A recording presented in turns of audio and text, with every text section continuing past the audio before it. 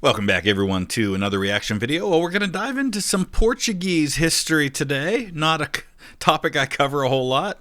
And it's a topic dealing with Portuguese history that I don't also know very much about. So I'm excited to learn today, but I'll offer my information and feedback and thoughts wherever appropriate. This is a video from Thoughty2 with his 5.5 million subscribers, doing quite well.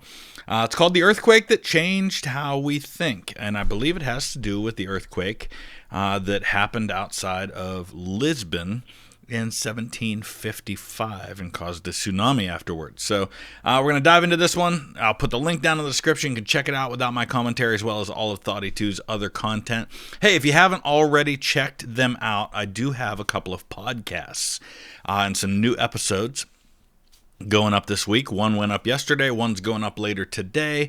Those podcasts are Stories of the Civil War and Stories of the Great War. Yesterday, a couple of days ago, I actually had a podcast come out, episode on Stories of the Great War about the House of Guinness and how they're connected to the Great War. And the podcast going live today on Stories of the Civil War is all about the Battle of Nashville. We're around the anniversary of that, and I'm telling some stories maybe you've never heard before about some of the individuals involved in that battle. Some pretty remarkable stories. So check that out. The links are down in the description, or you can just look for Stories of the Great War and Stories of the Civil War wherever you get your podcasts. It should be available. Let's dive in. Hey, Thoughty2 here. Saturday the 1st of November, 1755. Dawned like any other day in the beautiful city of Lisbon. Dock workers unloaded cargoes of spices, sugar, and gold in the harbour. Priests prepared sermons for mass later that day, and coach drivers navigated the narrow, bustling streets. So let's set the stage a little bit here. We're talking about 1755, right? I mean, we are right at the beginning stages of what in North America is called the French and Indian War, what Europe will call the 7 Years' War. We're at a time where we're about to be on the dawn of the American Revolution and the French Revolution. It's a really, really interesting time in world history. It was All Saints' Day, an important religious celebration for the almost entirely Catholic population. Right. And excitement was building for the festivities that lay ahead. But that excitement wouldn't last for long, because by the time the sun set that evening, the magnificent city of Lisbon would be in ruins, and tens of thousands of people would be dead. The cause of all this destruction? An apocalypse-class earthquake, the biggest in European history by a huge margin.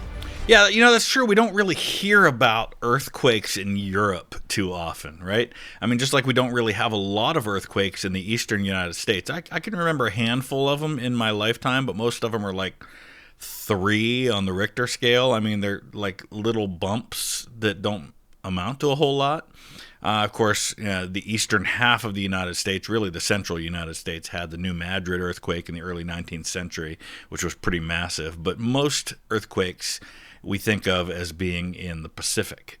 Measuring in at an estimated magnitude of between 8.5 and 9, it released around 10 times more energy than any other earthquake ever recorded in Europe. But it isn't just the sheer scale of destruction that makes the Great Lisbon earthquake so fascinating. No, it's what happened next. And I should, going back to the topic for just a second of earthquakes in Europe, we do see them, and we do see destructive ones. I mean, Turkey, for example, but usually it's in the eastern part of Europe, not really on the western part. The biggest earthquakes have the power to level entire cities, but the Lisbon quake of 1755 did so much more than that. It shook the very foundations of human society, triggered a philosophical, scientific, and cultural aftershock that still reverberates to this day. That's interesting, and I'll be curious to see how that all plays out, because, of course, another thing that's going on during this time is we're talking about the Enlightenment period, right? And there's a lot of scientific and cultural and technological revolution happening. We're in the early stages of the Industrial Revolution. So all of these things are kind of coming together, and you throw a natural disaster in the middle of that, it's definitely going to have an impact. This wasn't just an earthquake. It was a turning point in history. This is the story of a natural disaster so devastating, it literally changed the world. This is the story of the Lisbon earthquake. All Saints' Day was an important festival in 18th century Portugal, and pretty much everyone in Lisbon had turned out to celebrate. One of the highlights of the day was attending Mass in one of the city's 40-odd churches, and that's exactly where a huge chunk of the city's population could be found when the ground first began to shake. Those initial tremors were mild, producing just enough of a rumble to set church bells jangling across the city. But within seconds, that distant rumble became an almighty roar as the ground began to shake with almost unbelievable violence. Within a matter of seconds, buildings began to fall, houses folded like sun-dried sandcastles, church domes cracked and collapsed onto terrified congregations, and entire streets disappeared into giant fissures that appeared all over the city. Yeah, I mean, an earthquake of that magnitude, and obviously we can only estimate it. We didn't have machines calculating this stuff back then, so you can only estimate it based on the damage, based on the descriptions of it. But an earthquake that massive, even one that had its epicenter offshore somewhere like this one did, in the 18th century would have just been devastating before you have buildings that are built to withstand that kind of stuff. But even today, in places like California, where the buildings are built to withstand substantial earthquakes, they'd have a tough time with one that strong. The first shake lasted about 6 minutes. Wow. Now, in most contexts, That's 6 long. minutes isn't a long time. But when the ground beneath your feet is bucking like a rodeo bull on meth, it sure feels like an eternity. Yeah, that's a really long earthquake. Eventually, the ground started behaving like ground again. But just as Lisbon's battered citizens were getting their bearings, a powerful aftershock hit. It was shorter than the initial quake, just a couple of minutes by most accounts, but if anything, it was even more extreme. So I want to take a minute because I'm really curious to do some comparisons to strength and length of some of the more prominent earthquakes we're familiar with to compare to this one. Okay, so first of all, in terms of length, for example, the 1906 earthquake that hit San Francisco, California, which is a prominent one that people talk about in American history, lasted around 45 seconds. My understanding is most earthquakes, that's where they're like in that 1 to 2 minute scale at most. I've not really heard of too many that were 6 minutes long. So that's a big part of why this one, I think, was so significant. In the era of measuring earthquakes with equipment that we have to do that, the strongest earthquake, 1960 in Chile, 9.5, 1964 in Alaska, 9.2, the 2004 Indian Ocean quake, the one that caused the very famous tsunami that many of us remember, that was between 9.1 and 9.3. The one that hit Japan that also caused some significant tsunami activity, 9.1. So those were stronger than this one, but not nearly as long. According to our best estimates, the Lisbon earthquake of 1755 released as much energy as 38,000 nuclear bombs. It was almost unimaginably devastating. Lisbon was shaken to its very core. Between the main quake and several aftershocks, thousands of buildings across the city had either collapsed or suffered irreparable damage. Falling masonry continued to rain down on the narrow streets, and the threat of being crushed was all too real. The panicked citizens of Lisbon headed to the least built-up place they could think of. The shore. The harbour. Yep. But when they got there, they were met with an incredibly strange sight. Gosh, in hindsight, obviously, you think about this. You have an epicenter offshore in the ocean, and you have the harbor. The worst place to go.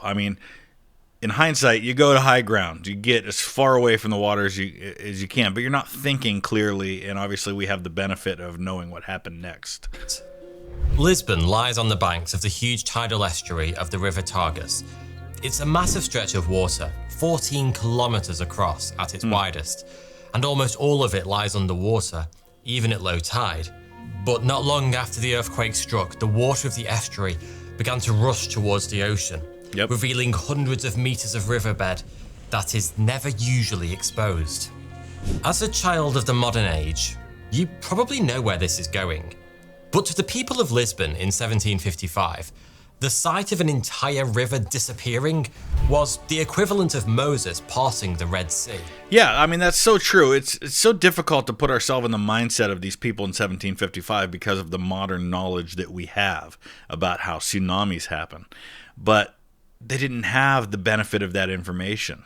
They didn't have the benefit of the knowledge that we have at our fingertips and visually for ourselves. We've all seen video of things like the tsunami in 2004. It looked like a bona fide miracle. And so the citizens of Lisbon did what humans have always done when faced with something miraculous. They barged each other out of the way to try and get a better look. Yep. Which is exactly why the colossal tsunami that hit the city soon afterwards proved to be so incredibly deadly. Caused by a colossal seafloor shift known as a megathrust earthquake at the epicenter 200 kilometers offshore, which formed tsunami waves 20 meters tall, about the height of a 6-story building, which raced into the city. The destruction they caused was simply unfathomable. Within a matter of hours, Lisbon had been shaken to its foundations and buried by a literal wall of water.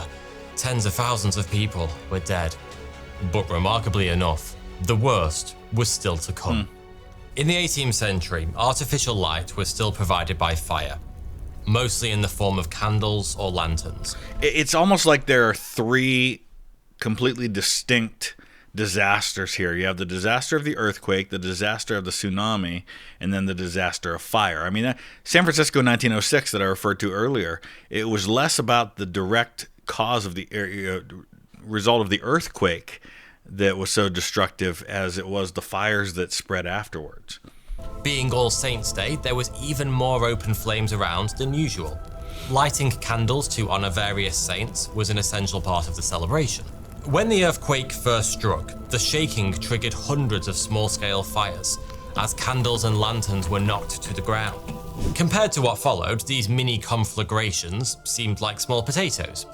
You don't stop to put out a pan fire if the roof is collapsing on your head. But left to grow unchecked, these isolated fires soon spread, eventually morphing into a raging firestorm that tore through the city every bit as fast as the tsunami had. Once it got a foothold, the towering inferno was impossible to stop. With rubble clogging the streets and the surviving citizens in disarray, organizing any semblance of a proper firefight was just out of the question.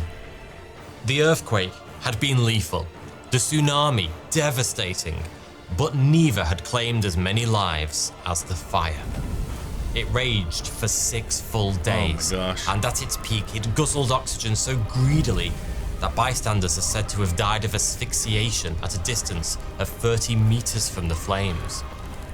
By the time the monster had finally burnt itself out, the once beautiful city of Lisbon was a charred, smouldering ruin.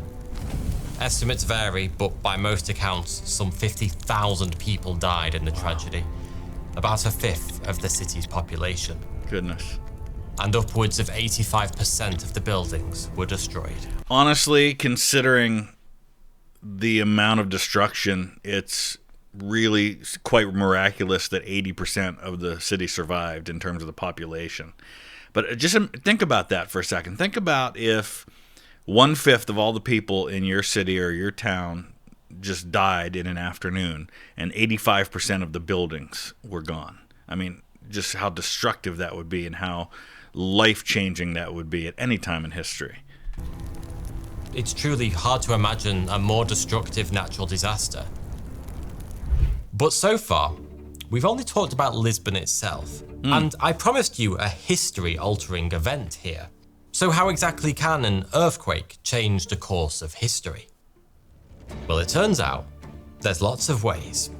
The Lisbon earthquake of 1755 triggered the first ever modern systematic disaster response, led to the design of the first earthquake-resistant urban centre, and led to the development of an entire new branch of science, More on all of those in just a minute. Yeah, so this is one of the things that's remarkable about human history, and it's not always true. Sometimes we're very stubborn when it comes to learning the lessons of history, but other times, especially locally in situations like this, we can be pretty remarkable in how we respond to a disaster or to some adversity that happens, and making sure that those things don't happen again, and allowing it to be a catalyst for us to make the necessary changes we need to.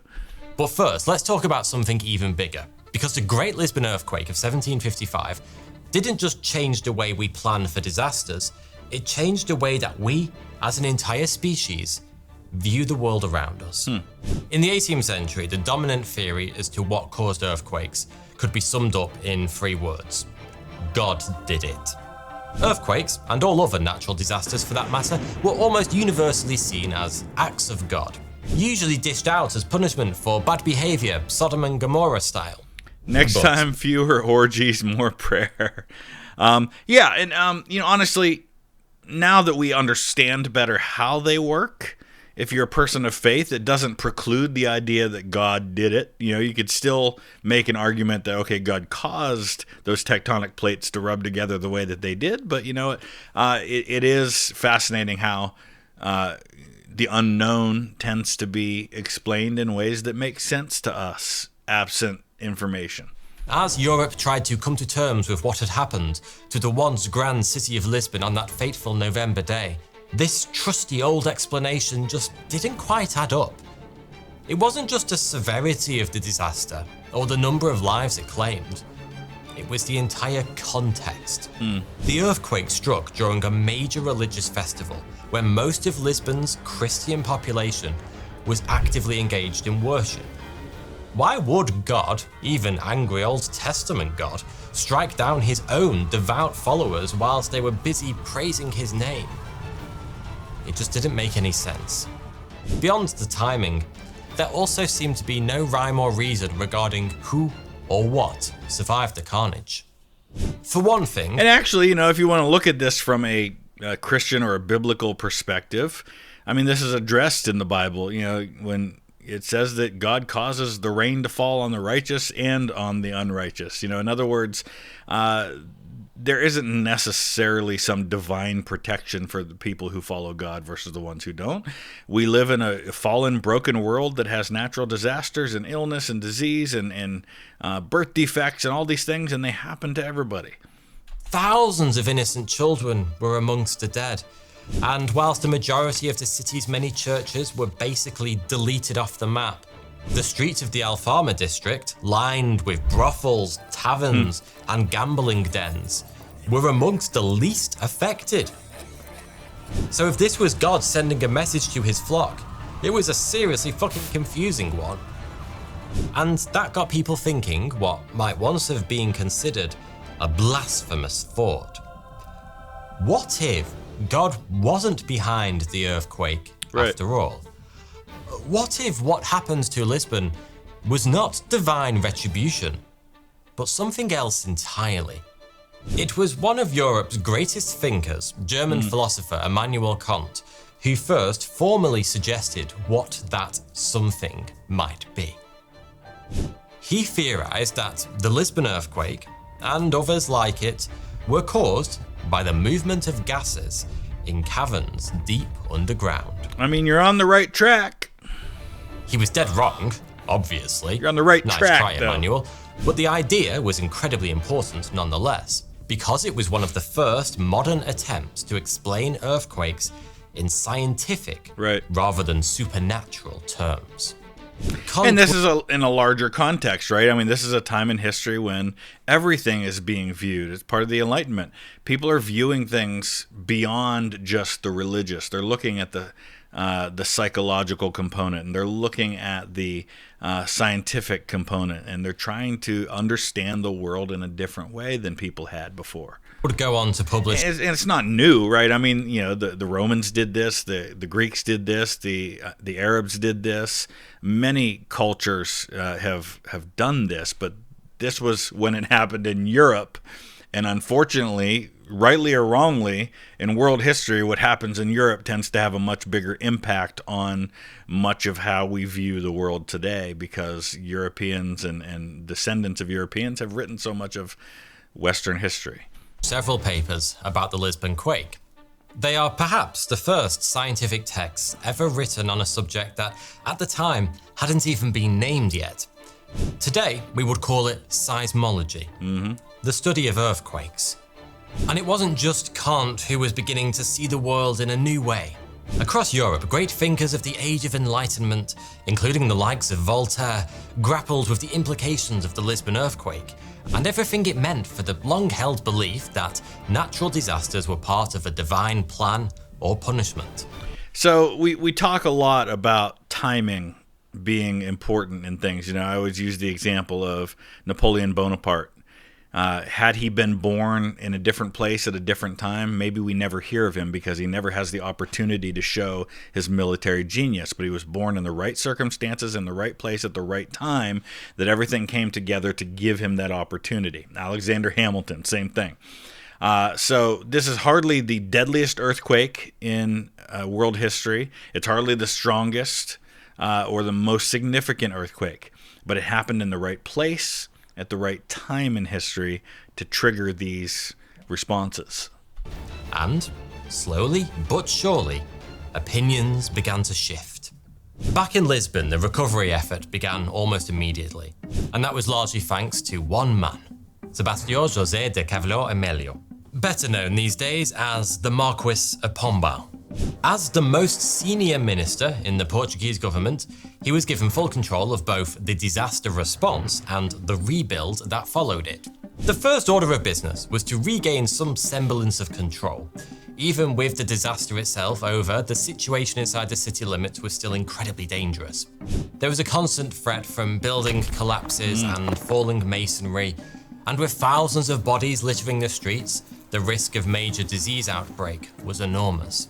Then there were the bands of opportunistic thieves that had already begun widespread looting across the city. Without strong leadership, chaos would have reigned in the ruins of Lisbon. The Marquis of Pombal would be accused of many things in his long political career, but being weak certainly wasn't one of them. He convinced King José I that he would need additional powers to effectively manage the crisis. The king obliged, granting Pombal near total executive control of the country and its resources. Yeah, I mean, and we know how badly that can go, that in a time of crisis, giving dictatorial powers to someone. But it depends on the circumstances, it depends on the person, how that gets wielded, and then whether or not they're willing to give it up when the crisis has passed. From that point on, the Marquis of Pombal effectively became the de facto ruler of the country. The first thing he did was bring in the Portuguese army, along with as many able-bodied survivors as he could find. He ordered that the streets be cleared of rubble, and and you probably, I'm gonna guess, summarily execute looters. That's the way you put a stop to that. I mean, I'm not saying it's right, but that's typically how that would be dealt with. Bodies either be burnt in mass graves or simply dumped in the sea. That meant forgoing all of the usual funeral rites. But given the circumstances, nobody complained too loudly. As for the looters, Pombal put them in mass graves too. Well, kind of. He ordered that gallows be built all over the city, and anyone found looting was simply executed. I mean, that sounds super harsh. I mean, where's your trial? Where's the due process? But this is typically how that was dealt with in times like this. Spot. As you can imagine, behavior improved pretty rapidly after that. Pombal sourced grain and other staples from the surrounding areas to ensure everyone had enough to eat. He even introduced price caps on all produce to prevent profiteering. Along with all the practical stuff, the Marquis did something completely new. He sent out hundreds of questionnaires to try to gather as much information as he could about the earthquake. That's actually really fascinating, because you're not just dealing with the immediate impact and how to solve it. You're asking questions. You're gathering information that's going to help you to learn from all of this. That's fascinating. Details like what time it struck in different parts of Portugal, how long it lasted, what direction it seemed to come from, and how many aftershocks there were. This questionnaire is widely regarded as being the first systematic study of an earthquake's effects in history. That's awesome. I mean, who thinks to do that? That's, seems standard now. And it came decades before modern seismology even existed. Just like Immanuel Kant over in Germany, the Marquis was beginning to understand that the earthquake wasn't the random tantrum of an angry god, but a natural phenomenon that could be measured and understood. It might not sound like much today, but in the 18th century, that was revolutionary. Yeah. And it's thanks to the answers he received that we know so much about an earthquake that took place almost 300 years ago. How many things do we take for granted today that we just assume that we know and that we understand that are the result of someone doing something like this that at the time was completely revolutionary, but now seems ridiculously ordinary to us? Once the city was mostly clear of rubble, it was time to rebuild the Portuguese capital. But Pombal wasn't content simply to replace what had been lost. He saw the earthquake as an opportunity to completely redesign the city. Thanks to his dawning understanding of earthquakes as normal, perhaps even inevitable natural phenomena, he knew that no matter how well behaved the people of Portugal were, it could happen again at any point, and he wanted to make sure that if it did, Lisbon would be ready. And so he rebuilt the capital from the ground up with earthquake readiness in mind. He ordered his best engineers to come up with brand new building designs that could withstand the violent shaking of an earthquake. Then he took the most promising ones and he tested them. Obviously he couldn't summon earthquakes at will, so instead he had his engineers build scale models of their designs. Then he had dozens of troops march around them in unison. Their synchronized footsteps mimicked the rhythmic stresses of an earthquake. Interesting. Crude though they were, these were astonishingly forward-thinking experiments. It's better than anything you could have come up with apart from that, right? I mean, you're dealing with what you've got available. 18th century standards. In fact, they're thought to have been the first seismic simulations in architectural history. The result was this: the Pombaline cage, a flexible wooden lattice with diagonal bracing that provided both strength and flexibility to help buildings withstand the shaking of an earthquake. These cages were built into the walls of hundreds of new buildings across the city. Many of them are still there today. Wow. That in itself is a testament to their effectiveness.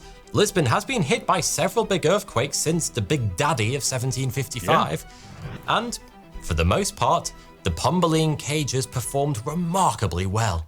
Along with the new earthquake-resistant buildings, the Marquis completely redesigned the layout of much of the city, particularly the downtown district. He did away with those narrow, winding streets, replacing them with wide thoroughfares. It wasn't an aesthetic choice.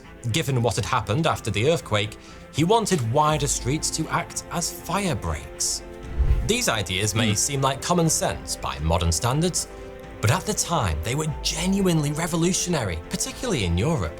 The Lisbon that emerged from the rubble of the 1755 earthquake was the first European city ever designed with earthquake resilience in mind. And the principles that guided its reconstruction are still used today. The Great Lisbon Earthquake of 1755 remains the most powerful ever recorded in Europe, and is one of its greatest tragedies. What began as a day of celebration turned into a nightmare of earth, fire, and water that claimed tens of thousands of lives. But from the ruins of a shattered city, a new idea emerged in some people's minds: that our world is governed not by the whims of fate or wrathful gods, but by natural laws. Laws that can be studied, tested, and understood. That idea lies at the very heart of what we now call science. And it has been shaping the modern world ever since. That was good. I really enjoyed that. I learned a lot. Found that fascinating. I hope you did too. Let me know in the comment section below. Let's add to the conversation. If you have other videos from Thoughty2 you think I should check out, let me know that as well. I do read every comment. And please check out the podcast if you get a chance. Thanks for watching.